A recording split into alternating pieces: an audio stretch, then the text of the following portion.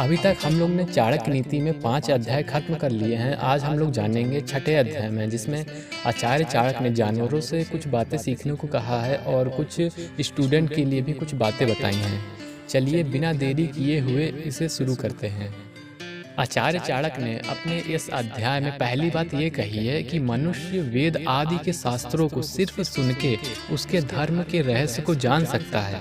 विद्वानों की बात को सुन के एक दुष्ट व्यक्ति अपने बुरे विचार को त्याग सकता है और गुरु से ज्ञान प्राप्त करने के बाद शिष्य इस संसार के सभी बंधन और मोह माया से छुटकारा पा सकता है। आचार्य चाणक्य ने अगली दूसरी बात यह कही है कि कांच के बर्तन को राख से मांजने पर तांबे के बर्तन को खटाई से, स्त्री को उसके सज्जनता पूर्वक व्यवहार से और नदी का तेज बहने वाला पानी नदी को हमेशा शुद्ध रखता है। आचार्य चाणक्य ने अपनी तीसरी बात यह कही है कि जो राजा होते हैं वो अगर अपने प्रजा में घूमते फिरते हैं तो प्रजा उनकी पूजा करती है। द्विज विद्वान ब्राह्मण देश प्रदेश में अपने ज्ञान का अगर प्रचार करते हैं तो वो उनके लिए पूजनीय है। जो योगी हमेशा घूमता फिरता रहता है, लोग उनके हमेशा आदर करते रहते हैं, और जो पत्नी जो स्त्री भ्रमण करती है वह अपने आप ही नष्ट हो जाती है। क्योंकि अगर मनोवैज्ञानिक के नज़रिए से देखा जाए, एक स्थान पर रुकने से उस स्थान और वहाँ के लोगों से संबंध स्थापित होने के कारण मन और हृदय में मोह की भावना उठना स्वाभाविक है। इसी कारण से योगी किसी भी स्थान पे एक रात और एक दिन से ज़्यादा नहीं रुकते। जो स्त्रियां इधर उधर घूमती हैं वे समाज और संसार के प्रभाव से अपने धर्म को भूल जाती हैं। और दूसरा कारण यह भी है कि स्त्री का घूमना परिवार के लिए अपमानजनक होता है। आचार्य चाणक्य ने अगली चौथी बात यह कही है कि मनुष्य जैसा भाग्य लेके जन्म लेता है उसकी वृद्धि उसी के अनुसार होती है, और वह व्यवसाय और काम धंधा भी वैसा ही चुनता है, और उसके साथ देने वाले भी उसी तरीके के सोच विचार के होते हैं। आचार्य का कहना है कि जो होना है वो तो हो के रहेगा।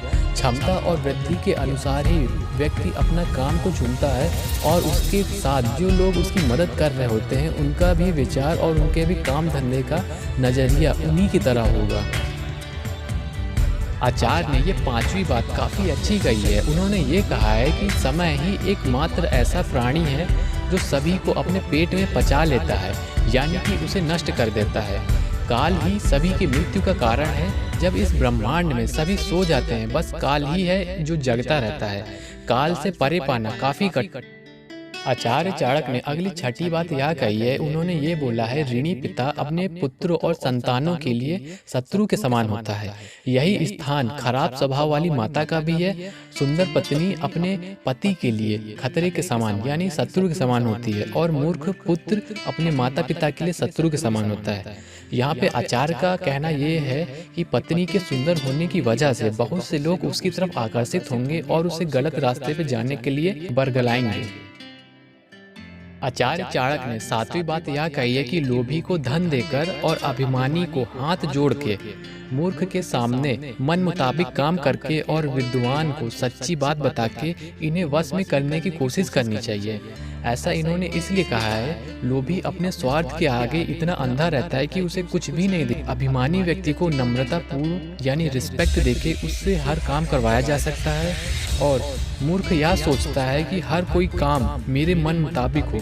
मूर्ख व्यक्ति यह सोचता है कि हर कोई मेरे मन मुताबिक काम करे, और विद्वान को आप वास्तविकता से मिलवा के आप उससे अपने काम निकला सकते हैं।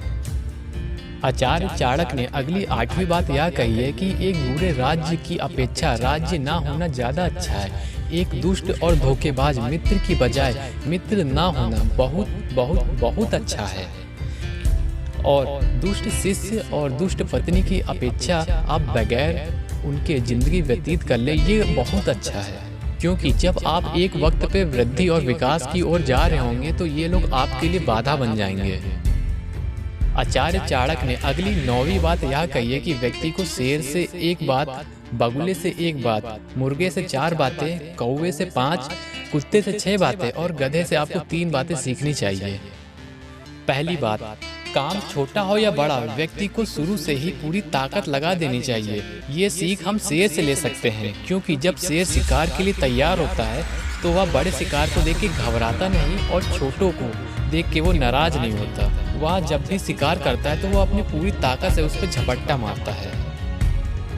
दूसरी बात, बुद्धिमान व्यक्ति को अपनी ज्ञानेंद्रियों को वश में करके समय के अनुसार क्षमता का प्रदर्शन करना चाहिए। ऐसा करना हम बगुले से सीख सकते हैं। बगुला जब भी मछली पकड़ने के लिए अपनी एक टांग को ऊपर रखता है तो उसका पूरा ध्यान मछली पे होता है और किसी भी चीज़ पे नहीं। एक बुद्धिमान व्यक्ति अपनी ज्ञानेंद्रियों को वश में रखता है और अपने मन को इधर उधर भटकने से रोकता है। उसकी पूरी चिंता और पूरी क्षमता एक ही काम पे लगती है। इसी कारण से वह आगे चल के सफलता हासिल कर लेता है। तीसरी बात, समय पे उठना, युद्ध के लिए हमेशा तैयार रहना, अपने बंधुओं को उनका ठीक हिस्सा देना और स्वयं आक्रमण करके भोजन करना। मनुष्य को ये 4 बातें मुर्गे से सीखनी चाहिए। चौथी बात, छिपकर मास्टरबेशन करना यानी कि सेक्स करना, समय समय पे चीजों को इकट्ठा करना, हमेशा सावधान रहना और दूसरों पर पूरी तरीके से विश्वास ना करना।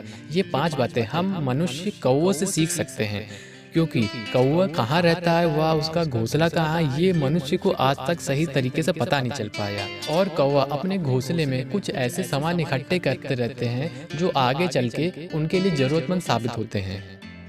5वीं बात, ज्यादा भोजन करना लेकिन कम में भी संतुष्ट रहना, गहरी नींद लेना लेकिन सतर्क रहना और जल्दी उठ जाना, वफादार और बहादुरी। ये 6 बातें हम कुत्ते से सीख सकते हैं। ये 6ठी बात, व्यक्ति को ये 3 बातें गधों से सीखनी चाहिए। अपने मालिक के लिए बोझ ढोना और मानसून की कभी भी चिंता न करना, हमेशा संतोष में अपनी जीवन व्यतीत करना। आचार्य कहते हैं जो व्यक्ति इन सभी 6 बातों को अपने अंदर उतार लेता है और रोजमर्रा में इस्तेमाल करता है, उसके लिए हर एक सिचुएशन नॉर्मल होगी। यहाँ पे आचार्य चाणक्य का 6ठा अध्याय खत्म होता है। और अगर आपने इससे पहले के अध्याय नहीं देखे तो आप चैनल पे जाके प्लेलिस्ट में आप देख सकते हैं। अब आपसे मिलेंगे इसके 7वें अध्याय में। तब तक के लिए आप अपना ध्यान रखिएगा। जय हिंद, वंदे मातरम।